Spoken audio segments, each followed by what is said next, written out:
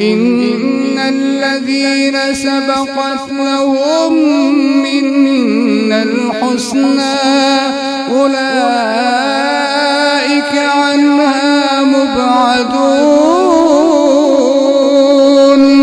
لا يسمعون حسيسها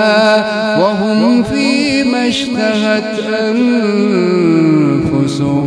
خالدون